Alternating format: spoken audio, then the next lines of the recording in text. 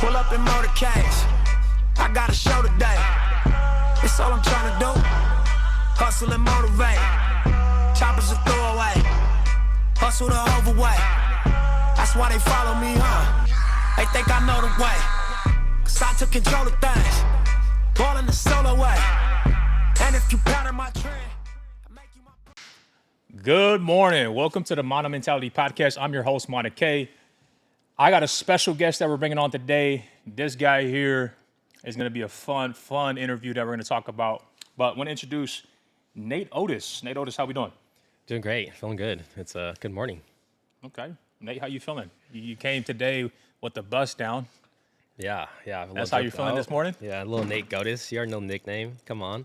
35K Nate. But feel blessed. Feeling good. It's a crisp Tuesday morning. And we're doing this, so I'm excited. Shout out to Nate. Nate was, we had a March Madness incentive for the full month of March.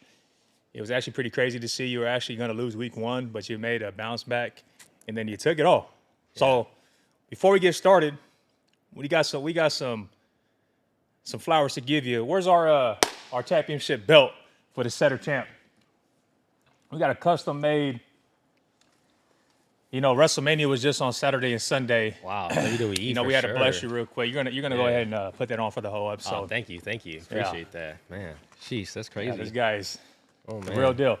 And with that said, shout out to Nate. But you were able to go, and we got you hooked up, boy. We got you a nice segue.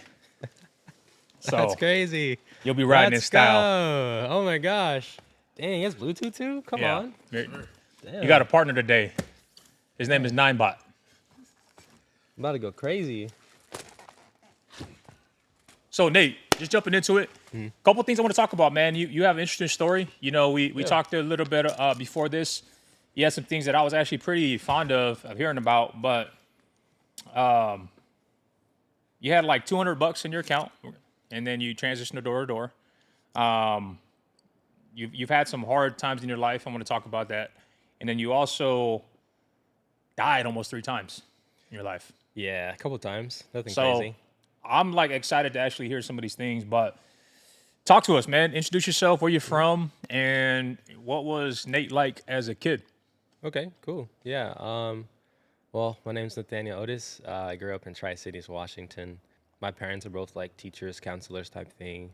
So I had a pretty tame, pretty nice childhood. But one thing that kind of stood out to me during my childhood is my dad was always busy. So I mean, we had quite a few cousins and siblings that were my age. If I'm counting right, there was about 10. And so what my dad did over the summertime is he would run like a daycare for all of my cousins. And everyone would be with my dad, fishing, walking, going to parks, going to movies. But all the other adults in my family, they were all going to school again. So we had, I want to say like 4 or 5 of my cousin's parents actually get into college and be able to do a summer program. So my dad actually helped out, like, I want to say 3, 4, 5 of my cousins' parents, like my uncles and aunts, get their degrees. That's just one of the things that my dad did growing up that was a lot different. So your dad's done a lot. I've known your dad, and your dad, for you guys know, he's like 6'8" on one side, but then he's 6'5" on one side. So he has like, what's the story there? So basically, he grew up too fast. When he was in like 7th, 8th grade, his legs turned into bananas. So they like curved. So he had to get surgery in 6th, 7th grade. They told him that he was never going to walk again. They had to break both of his legs. And so since he was in Mississippi, they actually botched the surgery, and it was sort of like, Frankenstein, but he actually lost 3 inches on one side, and the other side actually was the right height. I didn't believe him. When he told me this. He was like, I'm 6'5" on my left side, 6'8" on my right side, and I actually stood by him. So I'm about 6'5", 6'6", and he was about the same size, and then he turns to the other side, and he was like 6'8", and I was like, what the heck? Your dad is obviously one of the only African Americans in Tri-Cities. He came to the Tri-Cities through, I think, in a crucial stage. I think at this time, Tri-Cities was pretty small, and talking to your dad, he played basketball and was really good at it. I didn't know this, but he played with Shaq. Yeah, Right? Yeah, he did. Yeah, he ended up playing with him, and I mean, he was pretty darn good.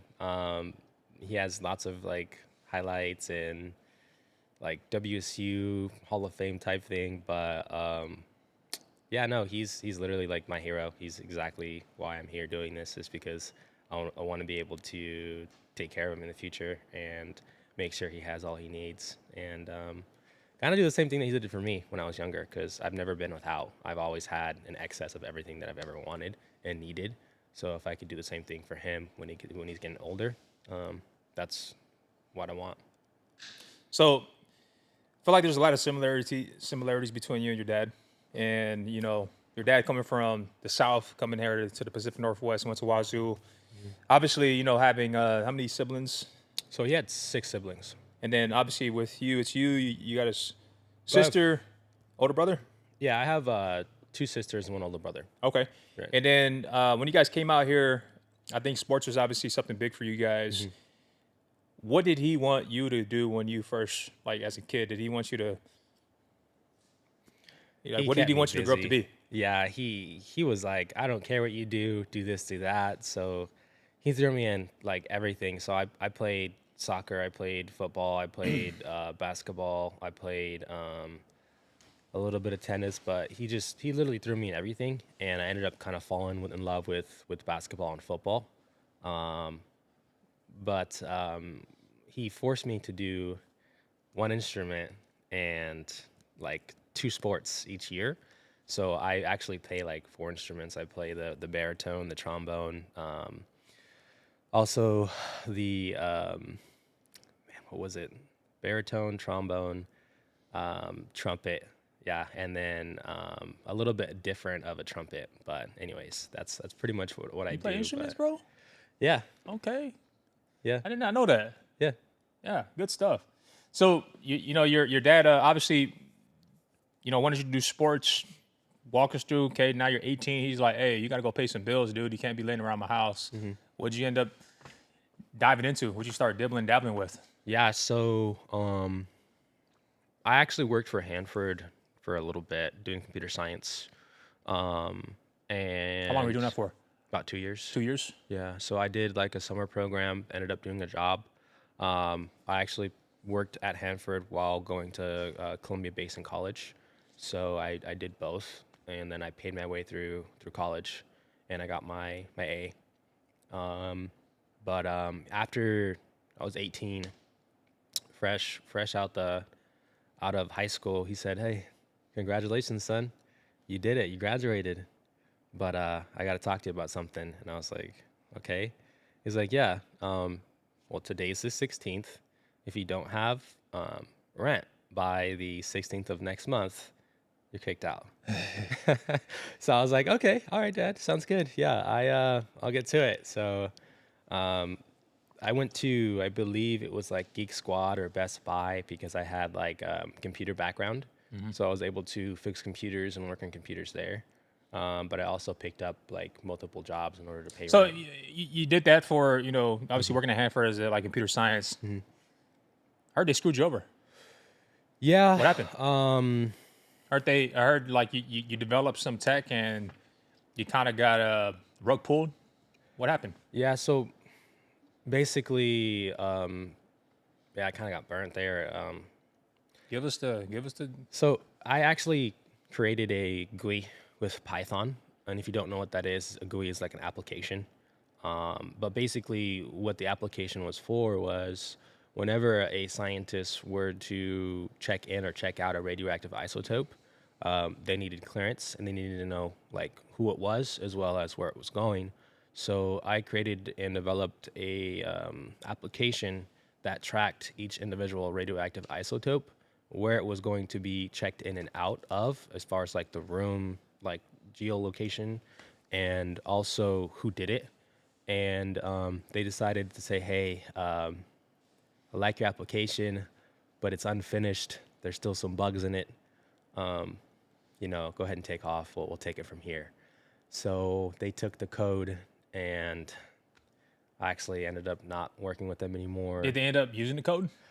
They implemented it. They used it, but Wow. I haven't. How old were you when you built this out? I was 16, 17. 16, 17. So you built out some like government grade type coding, and then obviously you got kind of sideswiped, and then after that, where did you go and work? So I went to Best Buy caregiving as well. I had multiple jobs, but basically I was So you work in Best Buy and caregiving at the same time. I had like 2 part-times type Okay. thing. But So obviously Best Buy is obviously because you were in computer, but like what got you into caregiving? I'm not really sure. I mean, I've kind of been like a You just kind of caregiving hustled it, guy. or Yeah, I mean, I was always in and out of the hospital like pretty much all my life with my dad, just because he's had some complications with his health since I was young. So I just figured, hey, if I'm able to help somebody else out, get compensated for it, might as well. So that's kind of where I ended up with caregiving. But yeah, no, I did that for quite a while. It's a couple of years. and what was some of the biggest? So you did caregiving for a year. I mean, what are some of the responsibilities you got to do as a caregiver? Because obviously you're like working with people that are kind of at the end of their life. Was that something that you were like, I love doing this, or was it something that you struggled with? In the beginning, I struggled quite a bit just because it's a lot of responsibility. I mean, you don't really technically have huge responsibilities, but you do have to make sure that the client is safe, that they're being safe with themselves, that they are like getting their proper food, getting their proper medication, they're on a schedule, taking them to appointments, making sure they don't miss appointments, also talking to the doctors, so making sure they have the right medication. It's just a lot of different things that you kind of add up to be like a kind of bit. But as far as like what kind of got me was just the end of life care, just because you're put with somebody and you're supposed to care for them until they pass away. So I did that about 14 times, and it's pretty tough on my mental health. Just almost seeing life Yeah. at that time, and then being with them at their last breaths. So I know you did that for quite a bit. I think that's where we kind of met. I think you were actually transitioning into like car sales. But tell the story. Yeah. What's the story? What got you into door to door, and what made you make the jump? Oh, man. Okay. Got you. So I was actually caregiving until like the summertime of, I think, 2024. And I met my current fiance and wife, Lily. She actually met me while I was caregiving, and she came with the news that we're expecting. And so I was like, oh shit, well, I need to get my shit together. So I decided to get into sales, because one thing that I knew I was going to be good at is selling a product and gaining assets fast. And that's the avenue that I figured I could take. So I actually hopped into car sales, worked at a couple different ones. I think the first one I worked at was like the auto something. I don't even know, but yeah, that didn't last very long. Then I hopped over to McCurley and lasted about a month and a half. I was really not seeing some success there. It was tough. I mean, selling cars, sold about 3 or 4, maybe 5 in a month, but the largest. McCurley's, I think a lot of people who don't know much about car sales, but car sales is pretty tough. I mean, you're literally in a lot for how many hours?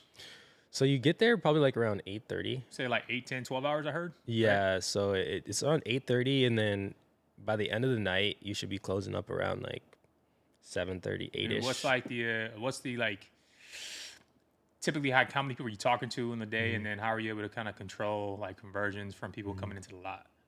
It really is based off of you, just because it's like cutthroat. Like it's literally like if there's a phone call and somebody else picks it up before you, that's their lead. That's their appointment. Yeah, and I heard you got their like rotate, person. right? And it's like seniority. So it's like, dude, if you're brand new, like you're getting the bottom of the barrel leads. Exactly. Yeah. If you're brand new, you can't really. They'll stop letting you take ups too. So basically, an What's up. up? Yeah, an up is just somebody that just drives up. and wants to look at cars. So you can go like to their car, Jeez. walk up, talk to them, and walk them through the process. But they'll stop giving you the availability to take ups if you're not doing good. I feel like when I think about car sales, I think about like, like a big pond of alligators. They're just Sitting. they feel the vibration of the water, and then you just see the eyes come out. I feel like that's how it is when someone pulls up to a lot.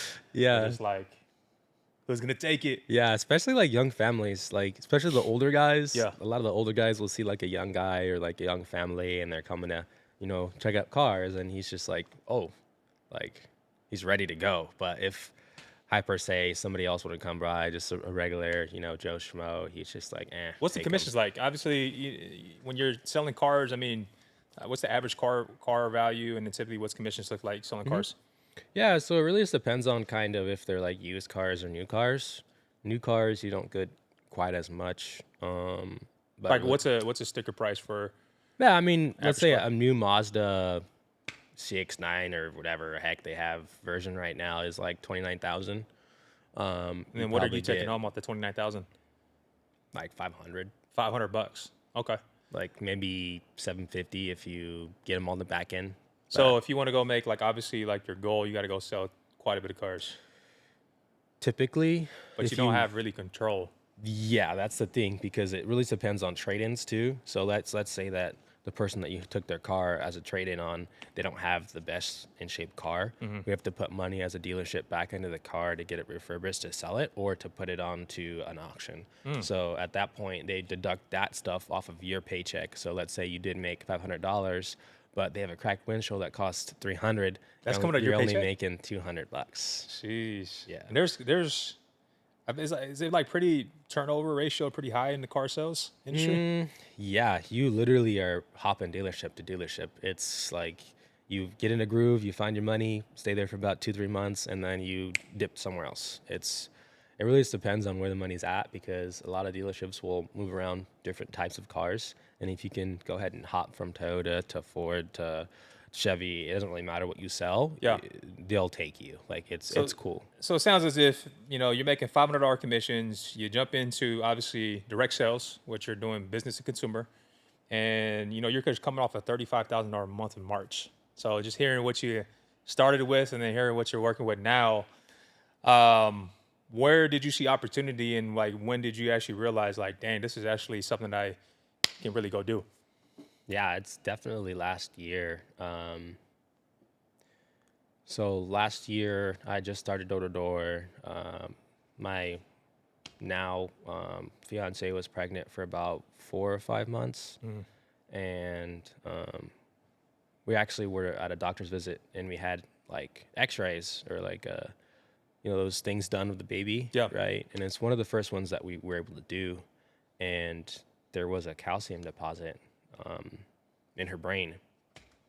And so I was pretty like scared, sketched out, and the doctor had notified me that we have to do more testing and that there were complications, because calcium deposits sometimes can cause autisms, disabilities, paralysis, and How far along was the baby when you guys found out about this? I think it was like 5-6 months. 5-6 months into it, you're like, Yeah, she's like kind of in the middle of it.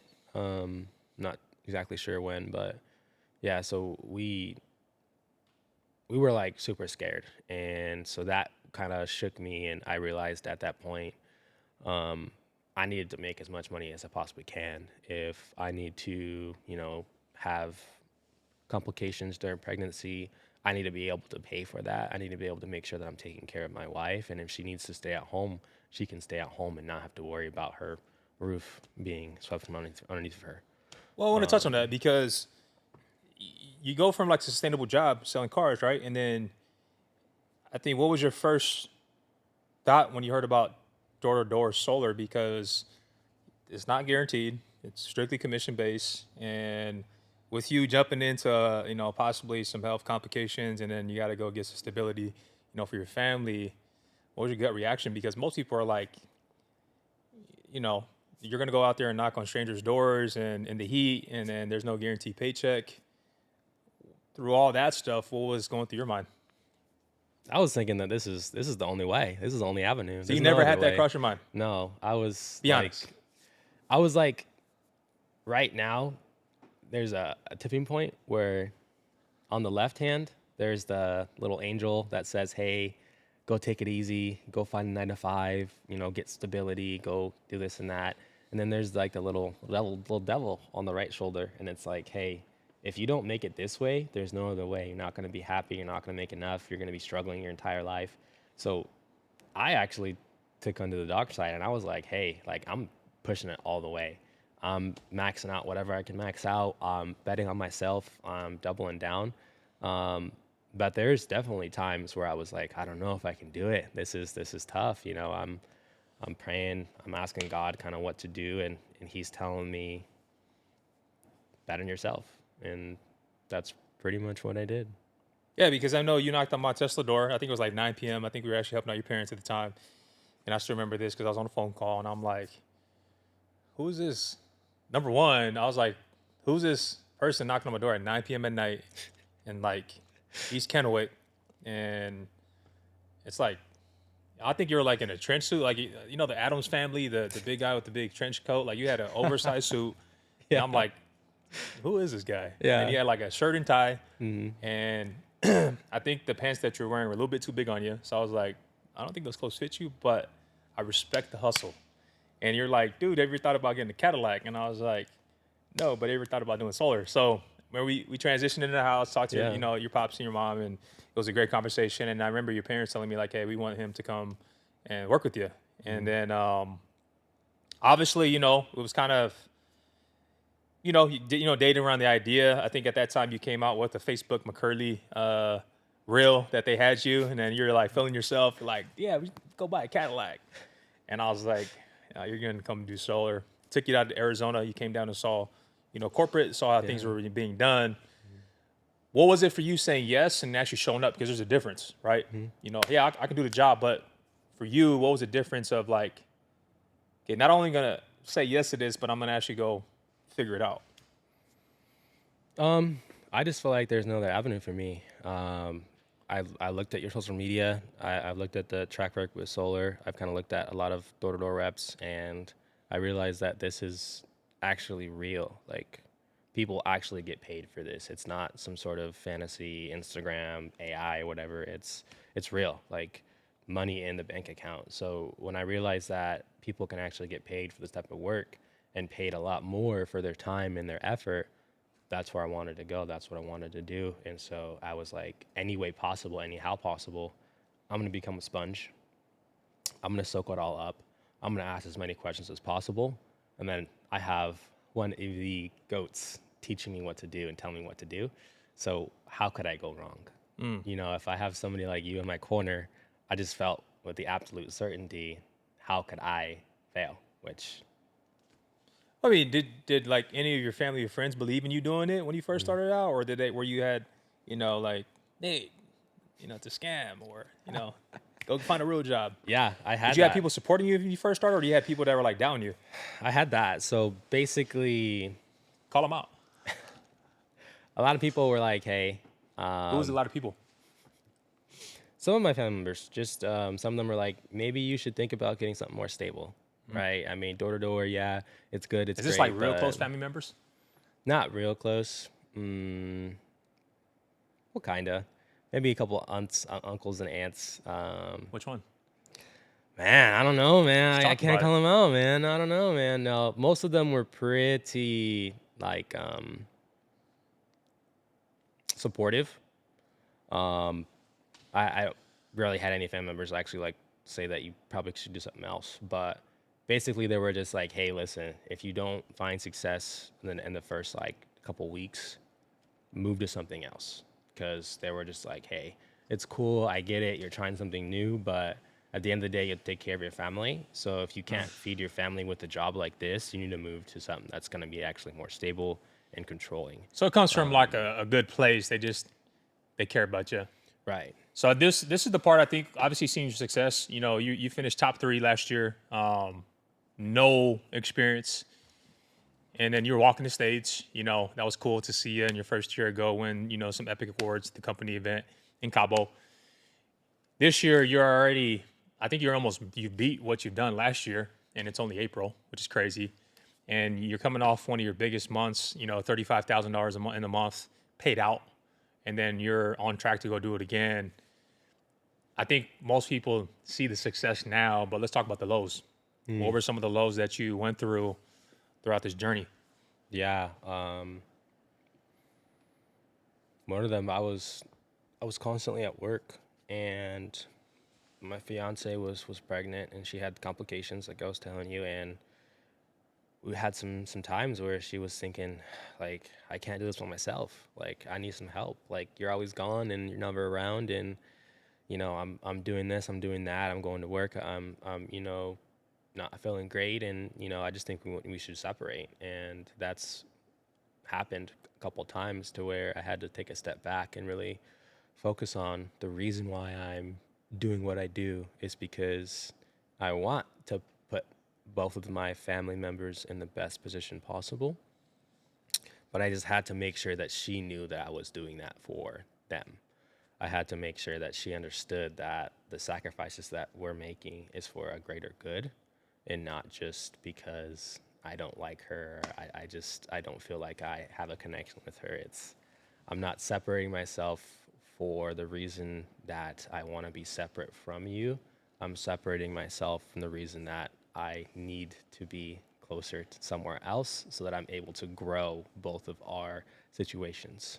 Yeah, so it seems like it was one of those like ultimatums, right? When you're going through this, did you ever feel like maybe this wasn't for you? Like this works for some people, but maybe I'm not built for it? Yeah, I had a couple times like that. I mean, it's like a roller coaster. You shouldn't hop on it, but I mean, I've ridden it a little bit. Um, coming off of record-breaking weeks, months, days, and then also having days, weeks at a time that it's like, what did I do wrong? Like, like, is it me? Like, can I actually do this? Like, it's definitely blending opposites because, like I said, on one side of the shoulder, it's like, go ahead, do something stable, this and that. And the other side, this is the only way. If you don't do this, you're not going to be able to do anything else. So when I felt like that, I mean, I think one of the biggest times was after I hadn't gotten anything for like a whole 3 weeks. And last year in like August or last year in September, I'm not too sure when, but I believe Federico, he was a center manager or leadership at the time, and he kind of took me under his wing and he said, hey, listen, this job isn't for everyone, but I want you to understand that you have what it takes, but your habits are terrible. And he just really instilled in me that whatever that I do on the outside of the doors is a direct reflection of what I do on the doors. So he really helped me out, gave me podcasts, coached me up, talked to me a lot, talked to me more about the mental, just because a lot of this job is like pure mental. It doesn't take anything hard for you to walk half a mile and knock 10 doors. I mean, what Nate just said right there and what he described, that's not weakness, that's the actual job, right? And so managing your mind in the work that you got to go do door to door is not easy, right? And it's not about the pitch, but it's about what are you willing to go do on a day-to-day basis and create habits on a day-to-day basis to go create the results that you want, right? And so I appreciate you, leaning into that because that's really where the strength was found, right? And let's talk about the winning. So you start seeing a shift in your skill set, your mindset, and your confidence. $35,000 in a month, right? And you're coming from a job that literally was paying you, $500 for a car, but it wasn't really guaranteed on who was coming through your lot, right?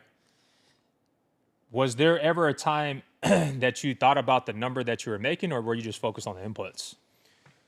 When I was car selling, I was No, always door to door. Oh, and door to door. Yeah, you made 35,000. So like talking about the success now, cool.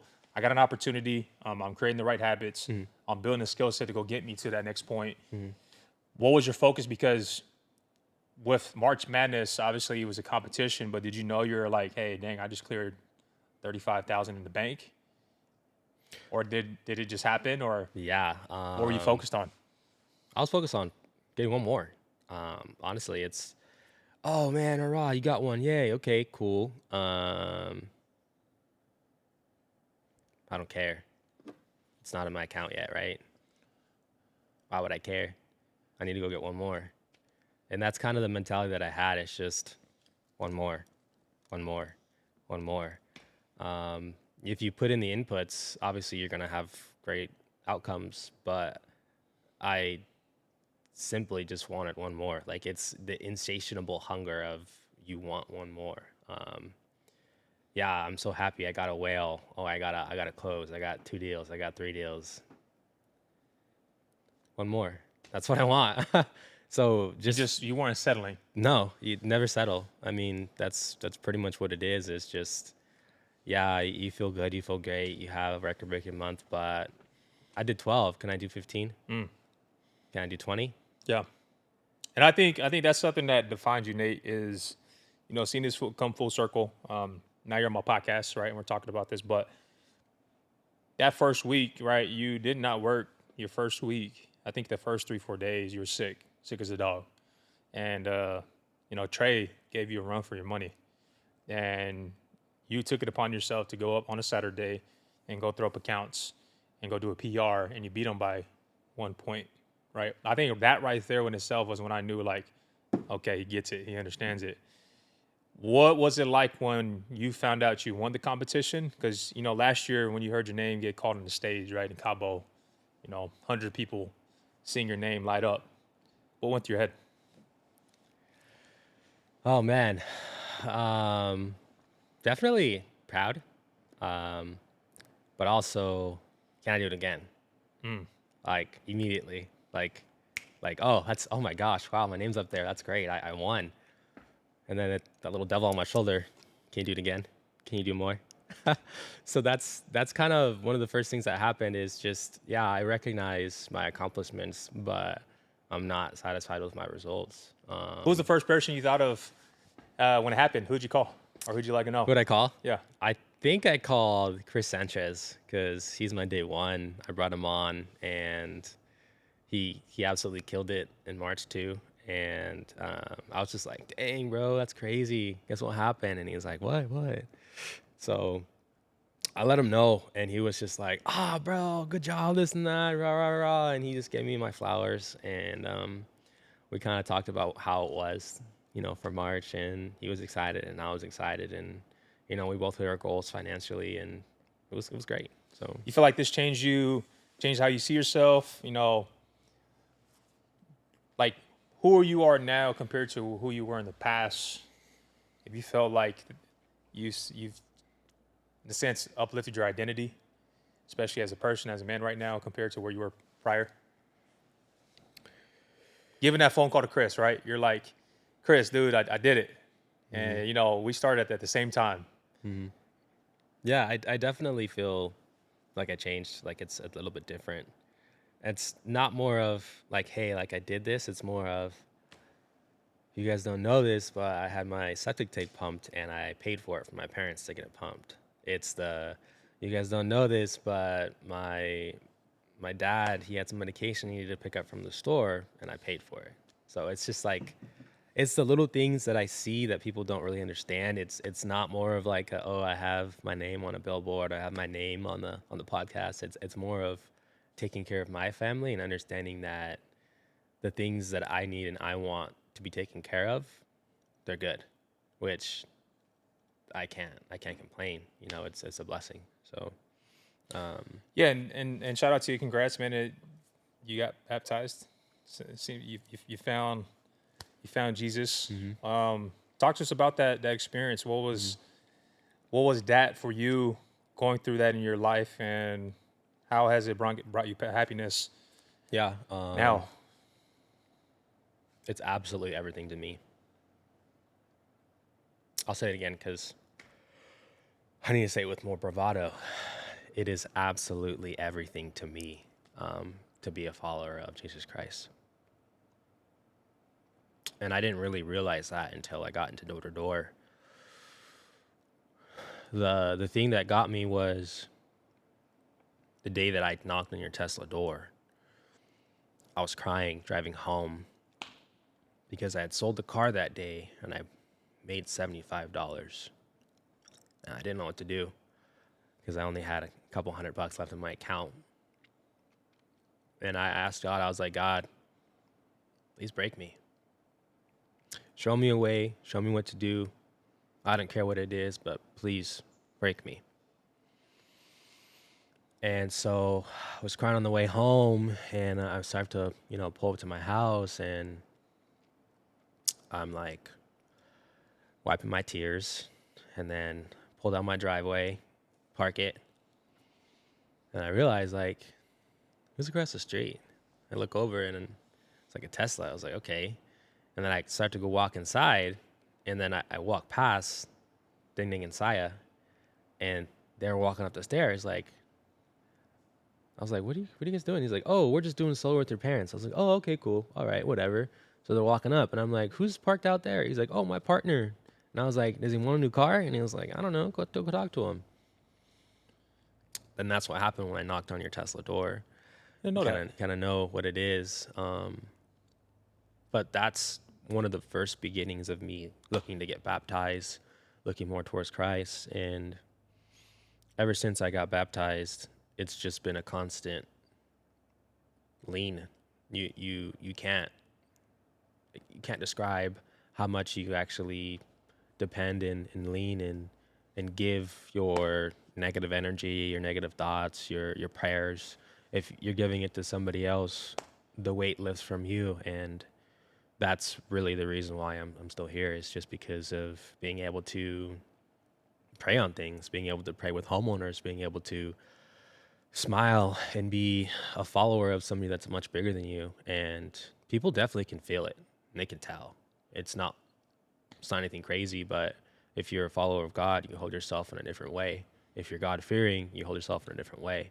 And a lot of people on the doors can tell, like, if you're God-fearing or not. I'm not telling you that you have to be a follower of Jesus Christ. But all I'm saying is there's a difference between somebody who is genuinely there for a reason to help and somebody who is just there to sell them a product.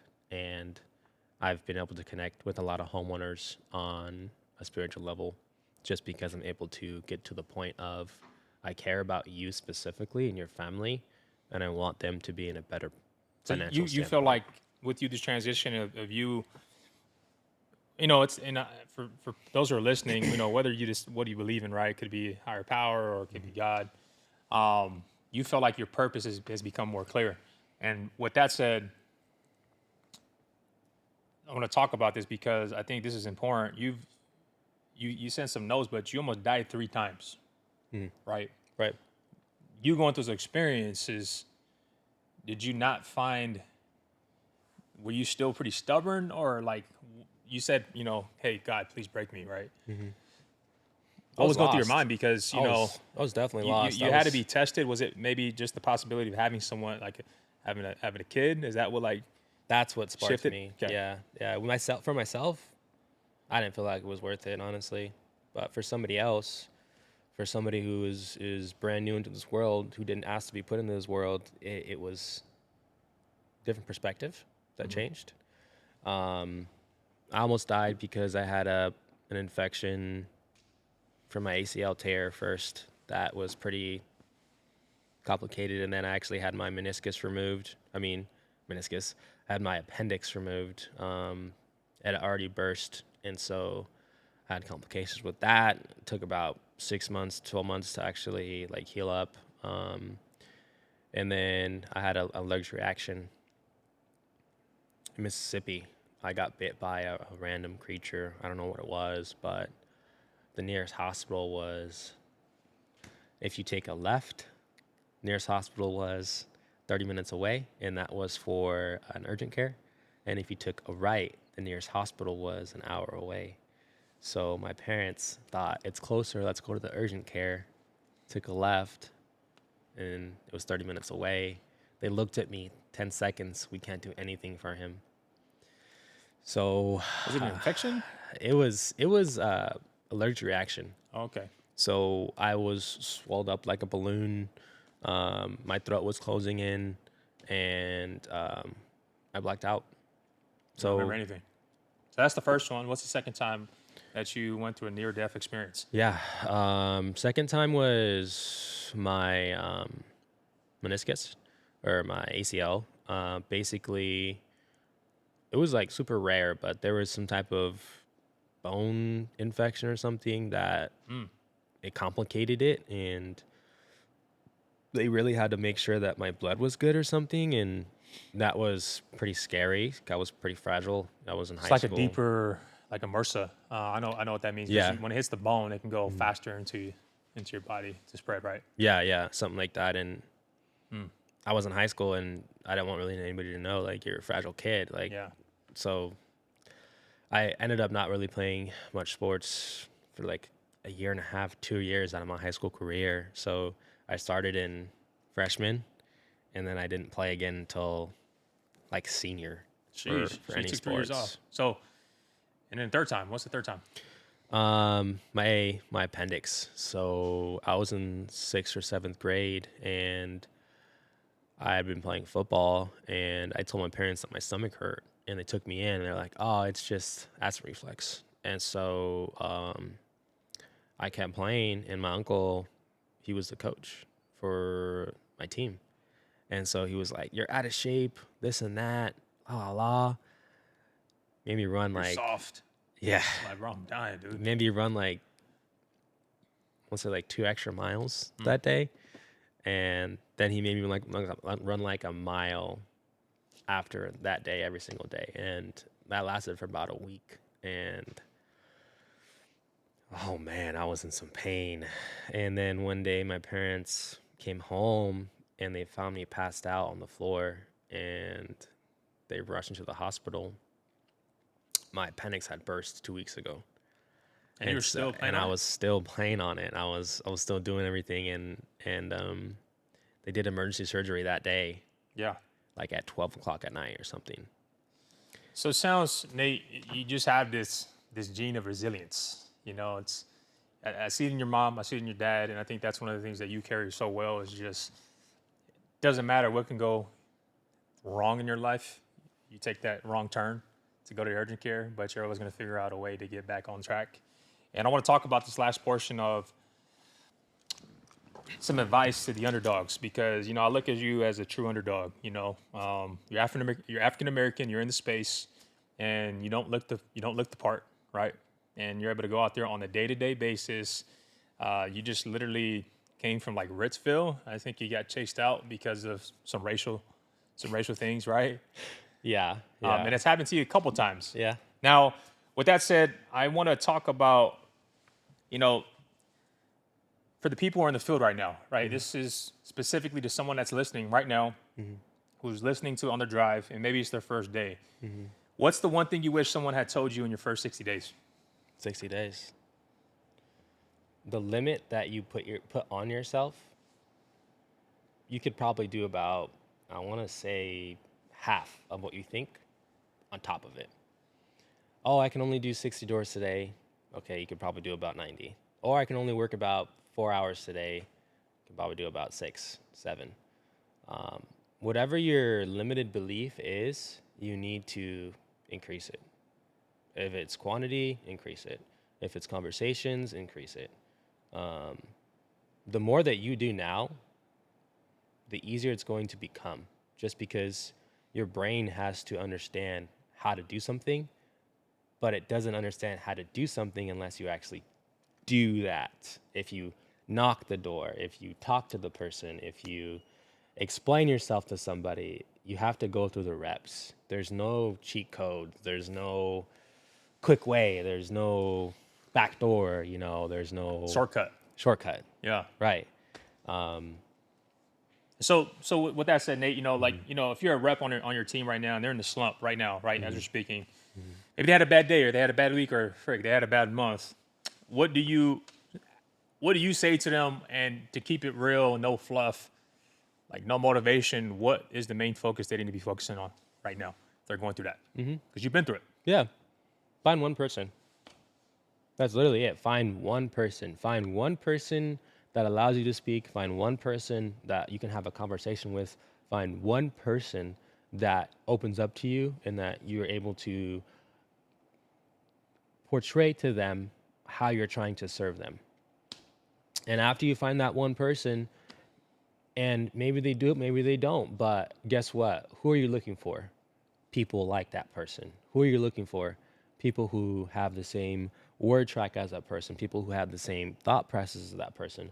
If you find your one look and then you look for it again and again and again, that's how you win. It's just finding one person to anchor on, looking for people like that, or looking for people who are able to actually open up and speak with you and have a conversation with you. It might not be the person that you want it to be, but if you're there to serve, you should be focusing on finding a way to help them out. So in your honest opinion, I want you to be honest, just completely honest. What's the difference between someone who's actually going to make it in this business and someone that what separates someone that's going to actually do this job or fall off? Mm-hmm. What's the actual difference? It's the subtle art of not giving a fuck. Talk about it. Talk about that, Nate. Go ahead and talk your ish. Yeah, top producers, top guys in the company, they have a switch. And that switch is, I'm only going to care about what matters to me. I'm only going to care about what matters to my organization. I'm only going to care about what matters to help grow my team. Everything else is fluff. Everything else is background noise. Everything else doesn't matter. The homeowner that told me to get out of here because they don't like the color of my skin, or the homeowner that said racist remarks to me, the homeowner that, tell me to get out of here, that is not wanted here. That doesn't matter. That's a switch that you have to flip. You don't care. They're not adding to anything. They're subtracting from stuff. The energy that you have, you protect. And that's the difference between top producers and bottom feeders, is they let everything get to them. Top producers, they don't give a fuck. They don't care. You could sit here and tell them a million things negative, and they'll be like, okay, what's next? Go ahead, continue. Are you done yet? Because I have stuff that I need to get to. I need to get stuff done. So if you done talking? No? Okay, great. Have a good day. God bless you. It doesn't matter. You have to have the conviction. You have to have the thought process of, I'm only going to care about a few things. My time is limited. And the few things that I will care about, that's it. And I think that's the big thing in entrepreneurship, is being able to know what you want and being able to commit to what you want and knowing your vision. Because when your vision isn't clear, right, those habits, those decisions on a day-to-day basis become distractions, and you have to be really dialed at. Number one, if you're a top performer, you gotta understand, okay, what's the priority for my day? Anything else that is detracting from that, not worth my time, because time is the greatest asset, right? We don't get it back. Money we make, time we don't get back. And so, last question, Nate, and I want to know a little bit about your vision, man. What are you looking to build here? What's next for Nate, and what ceiling are you looking to go reach? Yeah. First light bulb, golden door. I'm getting 100 net, baby. You already know. Shout out Sam Taggart. Come on, man. You heard the man. I got to get it. I got to get 100. That's what I want. That's what I need. That's my vision. That's the first step. Second step is building an org, becoming a more prominent figure in leadership, helping other people do exactly what I do, and focusing on the inputs. If you break it down to the absolute ridiculous, if every single person who is in solar, if they only set 2 to 3 appointments a day, 5 to 6 days out of the week, that means you have anywhere from 10, 12, 13 appointments on the board. Out of those 13 appointments on the board, if you're finding a qualified prospect that actually is interested in solar, how many people do you think you're going to actually close? How many people can you actually serve? And if I'm able to help other people do exactly that, that's all that I need in order to actively grow a organization that's going to do crazy numbers. You don't need the world. You need 1, 2, 3 people doing their job at a very high level.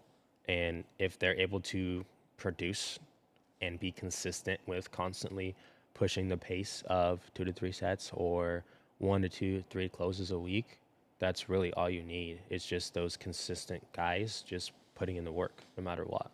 And that's what I want to go find. That's what I want to go build is I want to go find 2 to 3 people that I can mentor and put my time into, and also take those 3 people and help them switch it around, build out their teams as well. So I want to be in a point where I'm able to help others grow and help others do what I've done. That way they're able to impact their families and, help themselves out as well. Love it, my guy, Nate Oatis. You guys heard it live and direct from Nate Oatis. You guys see the GOAT chain.